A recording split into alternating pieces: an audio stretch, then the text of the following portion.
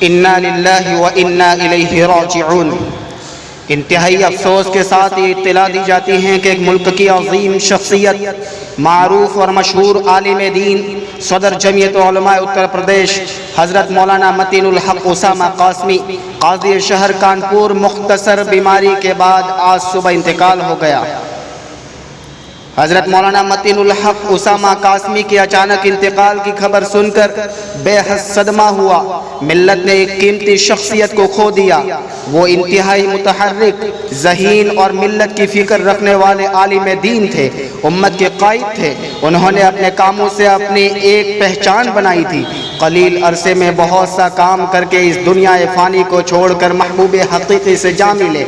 آپ جمعیت علماء اتر پردیش کے صدر ہونے کی حیثیت سے لاک ڈاؤن ہونے کے بعد سے مسلسل ملت کی خدمات میں مصروف رہے، حتیٰ کہ چند دنوں قبل بخار ہوا اور مرض ناقابل کنٹرول ہوا تو اسپتال میں ایڈمٹ کیے گئے، اور کل رات تقریباً 8 بجے طبیعت مزید نازک ہونے کے ساتھ 2 بجے اللہ کو پیارے ہو گئے، مطلب 18 جولائی 2020 کو۔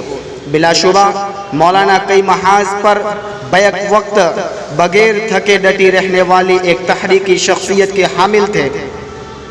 قوم اور ملت کی فلاح اور بہبود کی خاطر اپنی ذاتی ضروریات سے بھی بے پرواہ ہو کر وہ تادم حیات ہر دم متحرک رہے۔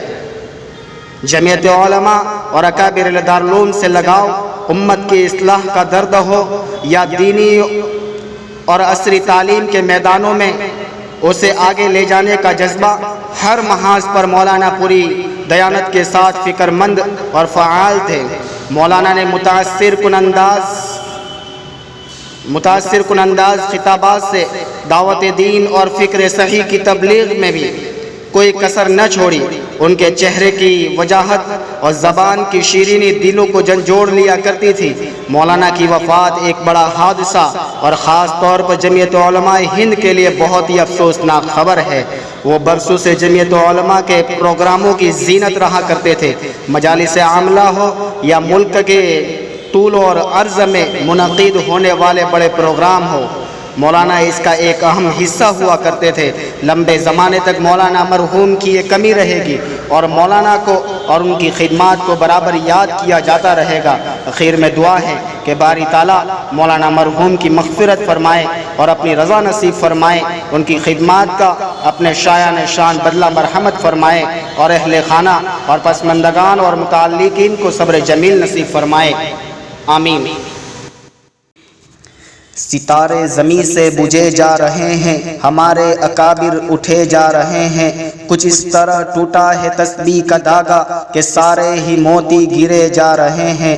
مدارس ہمارے ہوئے بند ایسے کہ ذی علم روٹھے ہوئے جا رہے ہیں۔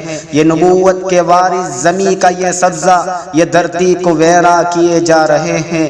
وہ جن سے تھی روشن فضائے وطن کی، دیے رفتہ رفتہ بجھے جا رہے ہیں۔